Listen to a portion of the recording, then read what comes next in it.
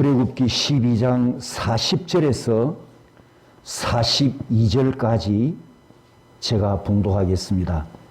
이스라엘 자손이 애굽에 거주한 지 430년이라 430년이 끝나는 그날에 여호와의 군대가 다 애굽 땅에서 나왔은즉 이 밤은 그들을 애굽 땅에서 인도하여 내심으로 말미암아 여호와 앞에 지킬 것이니 이는 여호와의 밤이라 이스라엘 자손이 다 대대로 지킬 것이니라.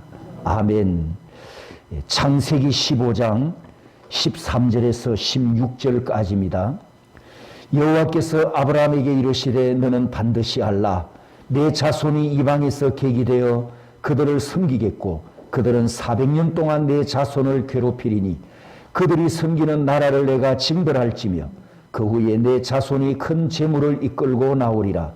너는 장수하다가 평안히 조상에게로 돌아가 장사될 것이요 내 자손은 4대 만에 이 땅으로 돌아오리니 이는 아모리 족속의 죄악이 아직 가득 차지 아니함이니라 하시더니. 아멘. 13장으로 넘어가려다가 12장에서 우리가 짚고 넘어가야 할 이 부분이 있어서 오늘 마지막으로 12장을 말씀드리겠습니다. 창세기에 보면 하나님께서 아브라함에게 약속하실 때는 400년이라고 하셨는데 출애굽기 12장에 보면 430년을 꽉 채워서 41절에 430년이 끝나는 그날 이렇게 출애굽을 하는 날짜 시기를 정확하게 말씀하고 있습니다.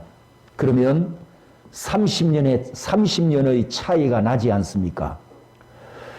이것을 두고 성경을 비판하는 인간들이 말하기를 봐라, 성경에 오류가 많지 않느냐, 400과 430 숫자도 일치하지 않는데 오류가 없는 신의 계시라고 한다면 왜 이렇게 숫자가 틀리냐?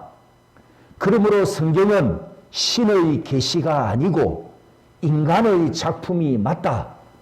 혹 신의 계시라 하더라도 인간이 자기 말을, 자기 주장과 자기 의견을 끼워 넣은 것도 있다.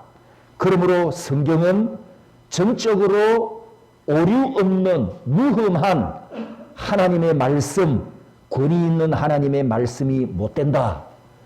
이 부분을 두고 이렇게 공격을 하면서 헛소리를 합니다. 창세기를 기록한 모세가 출애굽기를 기록했지 않습니까? 저자는 한 명이거든요. 한 사람이 두 말을 기록한 것이면 오류가 맞죠. 성경을 비판하고 하나님의 존재를 무시하는 그들의 주장이 맞습니다. 그러면 여러분에게 묻습니다. 창세기와 출애굽기에 기록된 말씀이 저자는 똑같은 한 명인데 왜 숫자는 이렇게 틀릴까요? 왜 이렇게 기록되어 있을까요? 두 본문을 정독해 보면 어렵지 않게 차이점을 찾을 수가 있습니다. 자, 먼저 창세기 15장 13절에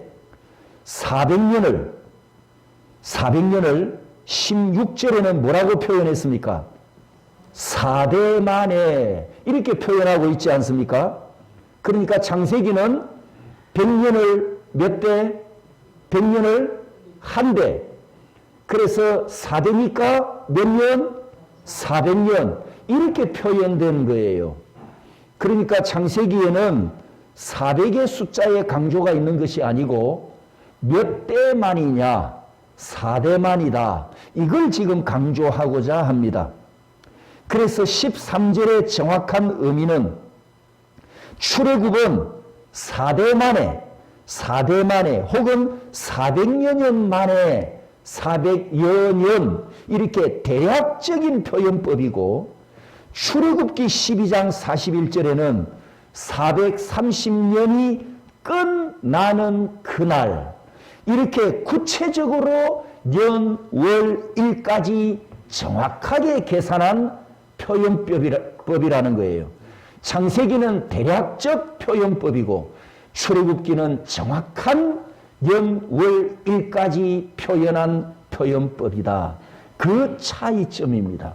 그래서 창세기 15장 16절을 한글을 읽기만 해도 4대 만에 이렇게 말씀되어 있어서 쉽게 알 수 있습니다. 그런데 성경을 헐 떠들려는 인간들 까막눈에는 이 앞뒤 문맥이 안 보이니까 16절에 4대 만에 이게 안 보이니까 13절에 있는 400년과 출애굽기 12장 41절에 있는 430년 이 두 단어만 서로 비교를 해서 이게 안 맞으니까 틀리니까 성경은 오류가 있다. 이렇게 시비를 걸고 하나님의 진리를 허물려 하고 있습니다. 그러면 출애굽기 12장 41절 42절은 바로 창세기 15장 13절의 약속이 이루어졌음을 선포하는 말씀입니다. 성도 여러분, 우리가 믿는 하나님은 만군의 여호와는 반드시 자기 약속을 지키시는 분 맞습니까? 그런 하나님으로 믿죠?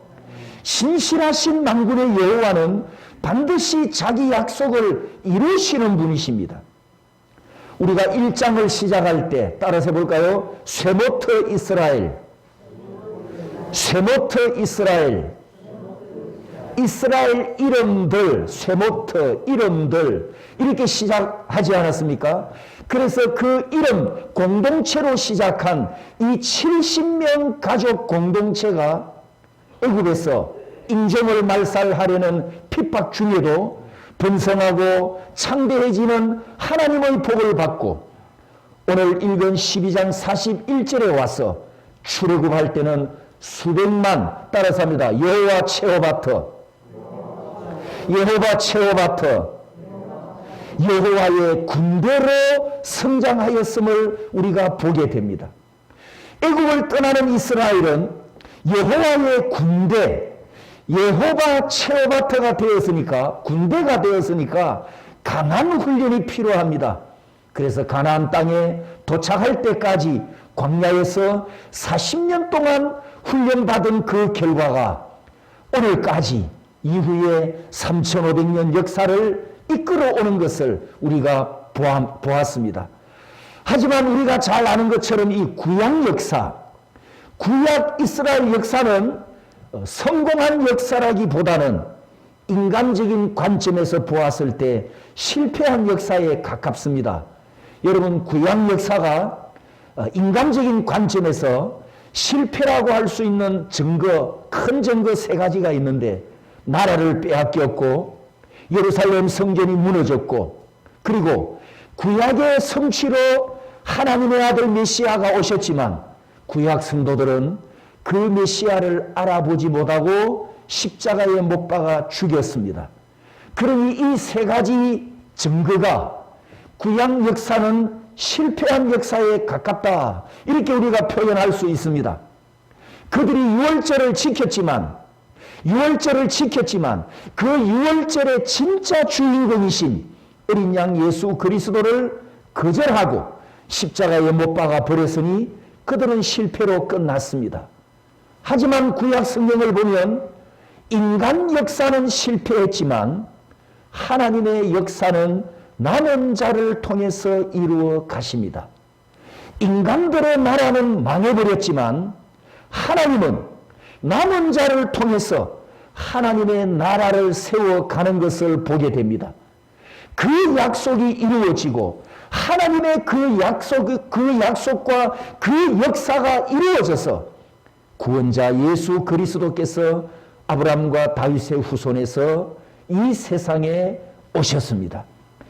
예수 그리스도께서 죄인 구원을 위해 오셨기 때문에 이방인인 우리도 구원받을 기회가 왔고 그리고 유대인도 예수 믿는 믿음으로 앞으로 구원받을 길이 그들에게 활짝 열려 있습니다. 여기서 로마서 11장을 우리가 참고해 보면 2000년 전 메시아를 십자가에 못 박음으로 실패했던 유대인을 하나님께서 구원할 약속을 하셨는데 로마서 11장 11절에 그러므로 내가 말하노니 그들이 넘어지기까지 실족하였느냐 그럴 수 없느니라. 그들이 넘어짐으로 구원이 이방인에게로 이르러 이스라엘로 시기나게 함이니라. 그리고 밑에 14절에 가보면 이는 혼내 고륙을 아무쪼록 시기하게 하여 그들 중에서 얼마를 구원하려 함이라. 이렇게 말씀하고 있습니다. 여러분, 사도 바울은 유대교 정통 유대인이었고 또 유대교와 율법에 정통한 학자였습니다. 가말리엘이라고 하는 대스승 밑에서 율법을 전공한 학자였는데 그런 사울이 다메섹으로 가다가 부활하신 예수님의 부르심을 받고 이방인을 위한 전도자로 소명을 받습니다. 말하자면 이 사울이 부활하신 예수님을 만나면서 구원을 받았지만 자기 마음에 큰 무거움이 있습니다. 그 무거움이 뭐냐 하면 자신은 예수님을 만나면서 율법주의에서 깨어났는데 자기 동족들이 여전히 율법주의 안에 갇혀서 그리스도의 복음을 깨닫지 못하고 버림받은 상태에 있으니까 이것이 사도 바울 마음속에 큰 고통과 무거움이었습니다. 과거에는 자기 자신도 부활하신 예수님을 만나기 전에는 동족들과 똑같이 유대교 신앙을 가지고 예수 그리스도인들을 핍박했단 말입니다. 스데반을 돌로 쳐 죽일 때 그때 사도 바울이 앞장섰던 지도자, 주동자였지 않습니까? 그런데 예수님을 만나면서 복음을 깨닫게 되었는데 여전히 자기 동족들은 과거의 자기 모습과 똑같이 예수 그리스도는 이단의 괴수다 이렇게 정죄하고 우리 동족들이 어떻게 하면 예수 믿고 구원받을 것인가, 이 부분에 대해서 사도 바울은 큰 짐을 안고 있었습니다. 그래서 사도행전을 보면 바울이 기회만 있으면 복음을 전하러 갈 때 어디를 먼저 들어갑니까? 유대인들이 모여있는 회당에 먼저 들어갑니다. 한 도시를 방문하면 유대인들이 토요일 안식일 날 모이는 그 회당에 들어가서 자기 동족들에게 복음을 전해보지만 동족들은 사도 바울을 배신자, 배교자 이렇게 낙인을 찍어버리고 바울에게 돌을 쳐서 죽이려고 하지 않습니까? 사도행전 16장에 보면 유럽 사람이 환상 중에 나타나서 건너와서 우리를 도와주세요. 이 환상을 보고 성령께서 아시아에서 복음을 더 이상 전하지 못하도록 가로막는 것을 깨달으면서 사도 바울의 전도 여정은 아시아에서 유럽으로 건너가게 됩니다. 성도 여러분, 복음이 아시아에서 유럽으로 건너가는 이 역사적인 사건 때문에 이 복음이 로마에 들어갔다가 유럽을 복음화 시켰다가 그 다음에 아메리카로 건너갔다가 그 아메리카에서 다시 아시아로 왔다가 중국을 거쳐서 한반도에까지 복음이 들어왔기 때문에 이 한반도에서 저와 여러분들이 지금 예수 믿고 구원받았지 않습니까? 이것을 로마서 11장에는 유대인들이 넘어졌기 때문에 메시아를 십자가에 못 박아 죽이는 유대인이 넘어졌기 때문에 이 복음이 이방인에게로 넘어갔다.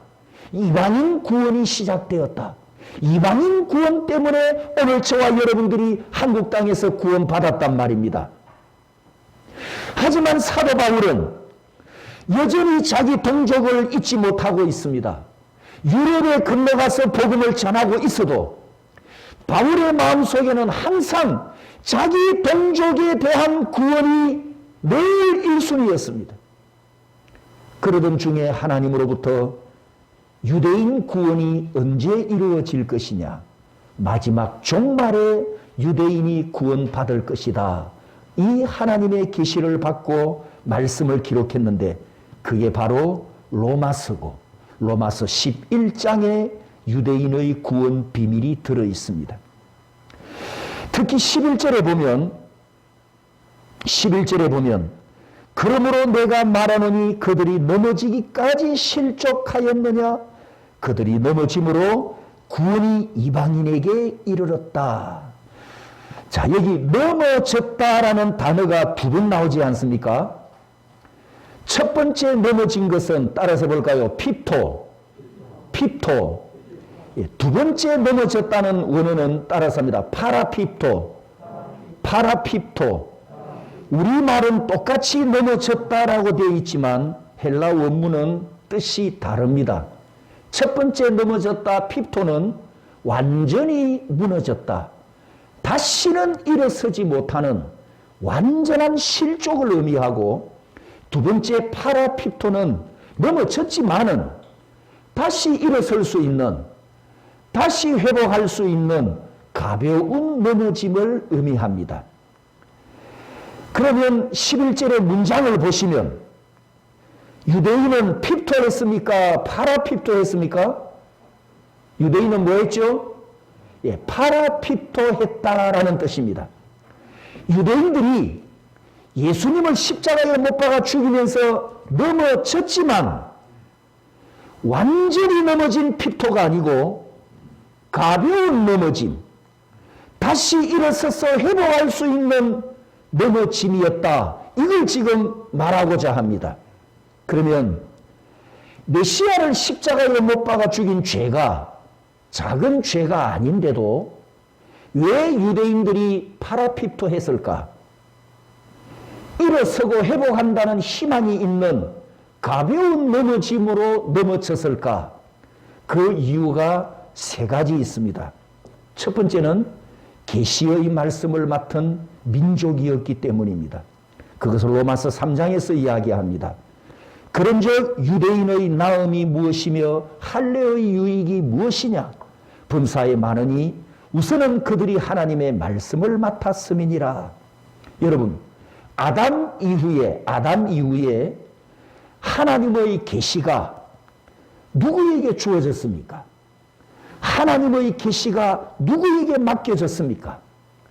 아담 이후에 노아의 세 아들 셈, 함, 야벳, 우리 아시아인, 아프리칸, 아메리카, 백인들, 이 세 인종이 온 세계에 퍼졌지만 하나님께서 하나님의 계시를 어떤 민족에게도 주신 적이 없습니다.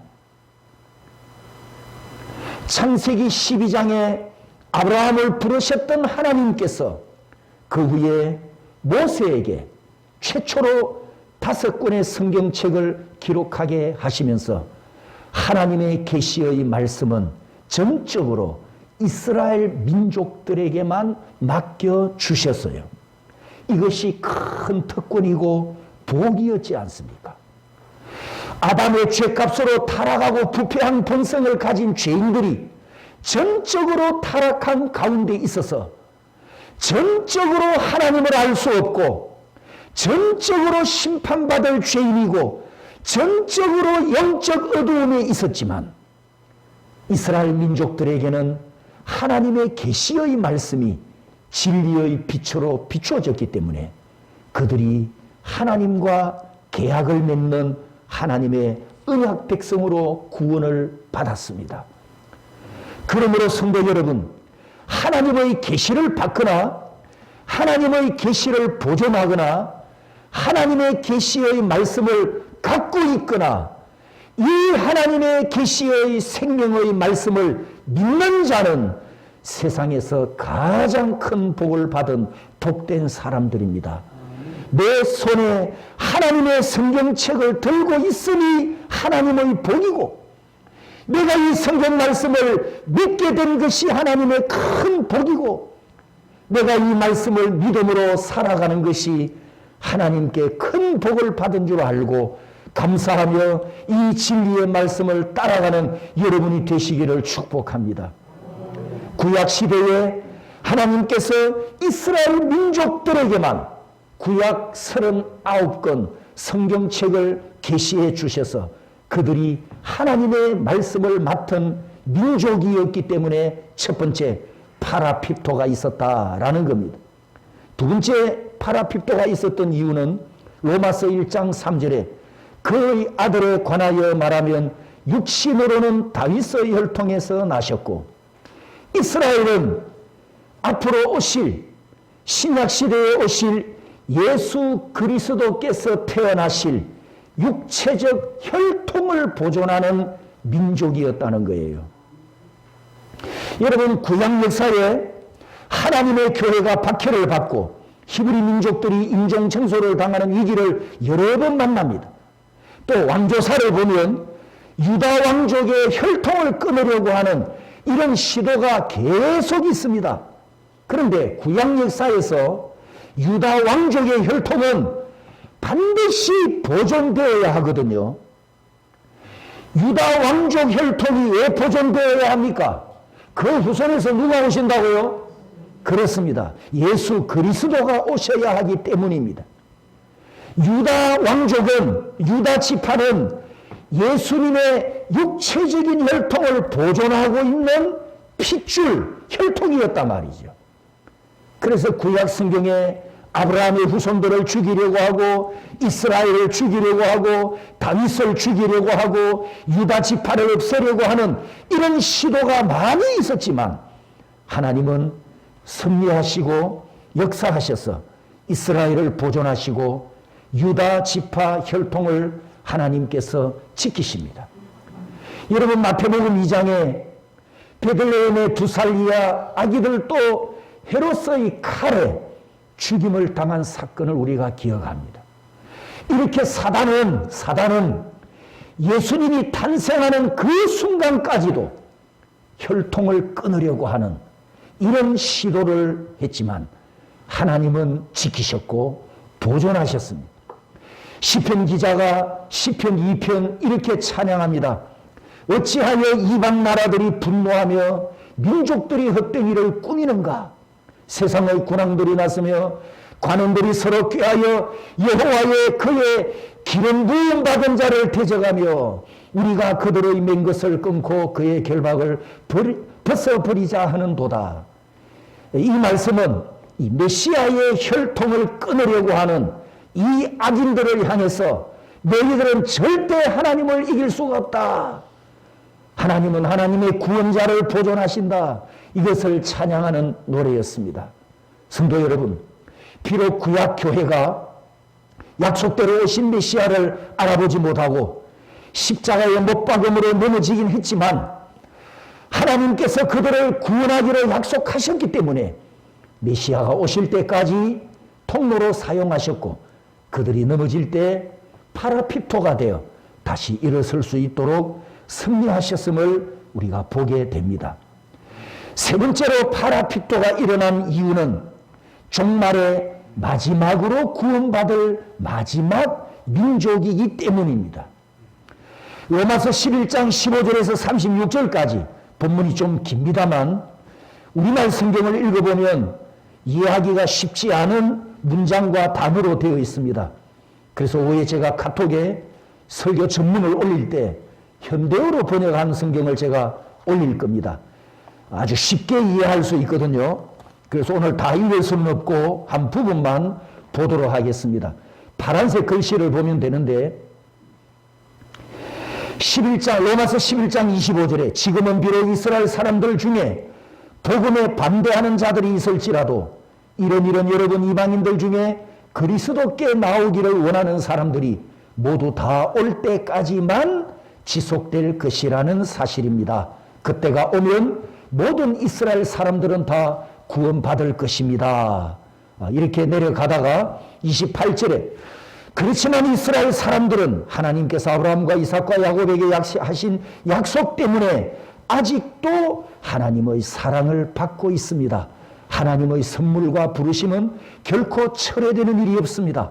하나님께서는 절대로 약속을 어기시지 않습니다. 그 다음에 31절에서 보면 그리고 지금 이스라엘 사람들이 하나님을 거역하고 있으나 언젠가는 그들도 돌아서 여러분 이방인이 받고 있는 하나님의 자비를 함께 나누게 될 것입니다. 하나님께서는 모든 사람에게 골고루 자비를 베푸시려고 온갖 불순종을 참아 오신 것입니다. 오, 우리의 하나님은 얼마나 위대하신지요. 그분의 지혜와 지식과 부는 얼마나 크신지요. 그분의 결정과 방법을 우리가 어떻게 이해할 수 있겠습니까? 36절 우리 다 함께 읽습니다. 모든 것은 하나님께로부터 온 것입니다. 모든 것은 그분의 능력에 의해서 살고 모든 것은 그분의 영광을 위해서 존재합니다. 모든 영광을 영원토록 하나님께 바칩니다. 아멘.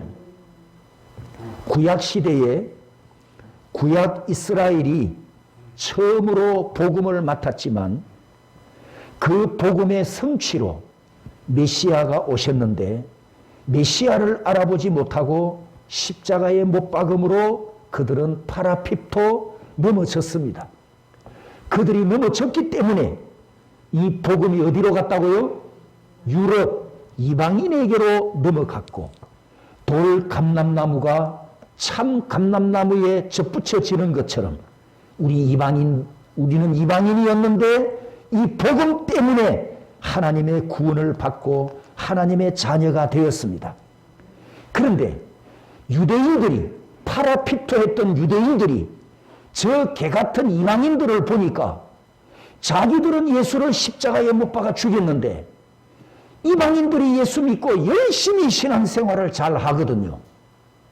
이걸 유대인들이 보고 사도 바울이 11절에 이렇게 표현합니다. 구원이 한국인에게 이르러 이스라엘로 시기나게 함이니라. 유대인들이 동양 끄트머리 쬐끄만하게 붙어있는 대한민국 사람들이 열심히 예수 믿는 것을 보고 저 한국 사람들이 보통 열심이 아니네. 저렇게 열심히 예수를 잘 믿네. 이걸 보고 유대인들이 뭐 한다고요? 배가 아프기 시작해요. 왜냐하면 쬐끄만한 나라에서 선교사를 전 세계에 가장 많이 파송하죠. 6.25 전쟁으로 폐허가 되었던 나라에 한 세기도 되기 전에 세계 경제 10위가 되더니 UN 보조를 받던 나라가 UN을 지원하고 제3세계를 원주해주는 최초의 나라로 발전한 걸 보면서 한국인들이 예수를 열심히 믿으니까 하나님의 복을 받고 있는 게 보인단 말이죠. 그걸 유대인이 확인하는 순간 배알이 뒤틀리기 시작하는 거예요. 시기나게 함이니라. 그러니 유대인 중에서 한국 이방인이 구원받는 것을 보면서 하나님이 이렇게 구원 경륜을 이루어 가시는구나. 이걸 빨리 깨닫고 예수 앞으로 돌아오는 자들은 유대인 중에도 남은 자들입니다. 지금 이 시대에 메시아니 주라고 하는 이 남은 자들이 깨닫고 계속해서 회개하고 예수님 앞으로 돌아오고 있지 않습니까? 결국 11절에 구원이 이방인에게 이르러 이스라엘로 시기나게 하니라. 하나님의 이 구원 역사가 지금 이루어져 가고 있는 거예요. 마지막 하나님의 구원 플랜은 이방인들이 열심히 예수 믿는 걸 보고 유대인들로 시기나게 해서 그들이 마지막에 마지막 구원받을 민족으로 주님 앞에 돌아오게 하는 것, 이것이 바로 하나님의 구원 계획이었습니다.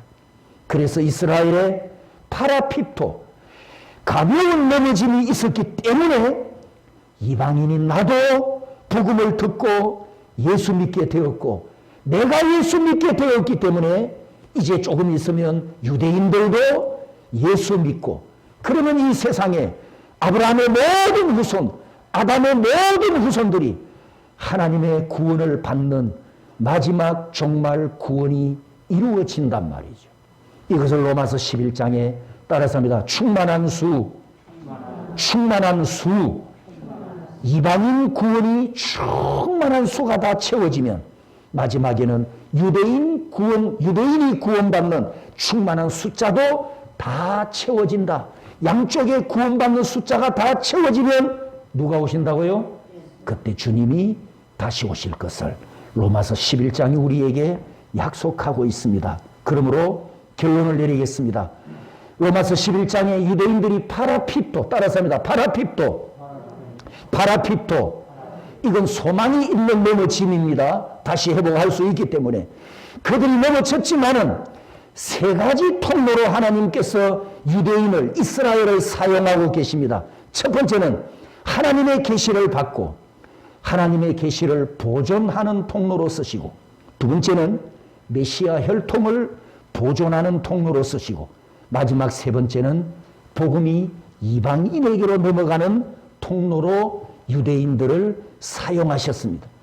옛 시대에, 구약 시대에 그들을 선택하신 하나님께서 변함없이 사랑하시기 때문에 하나님의 구원사에서 유대인의 이름을 지워버리지 않으시고, 또 하나님의 생명책에서 그들의 이름을 지워버리지 않으시고, 로마서 11장에 마지막으로 구원받아야 할 민족으로 확정해 놓으셨습니다. 이것이 21세기를 살아가는, 우리는 이방인 성도고 우리는 이방인 교회인데, 우리가 유대인들의 구원을 바라보아야 하고 이스라엘 역사를 지켜보아야 하는 이유가, 그들이 어떻게 예수님 앞으로 돌아오고 있는가를 주시해 보아야 하는 이유가 바로 예수님의 재림과 유대인 구원이 직결되어 있기 때문입니다. 그래서 이 시대를 분별하고 이 때가 어느 때인지 우리는 저들의 움직임을 보면서 우리는 마지막 종말 시계를 우리가 예측하고 또 짐작하고 주님이 오실 때가 다 되었다, 이것을 우리가 실감하면서 깨어 살아가야 할 줄 믿습니다.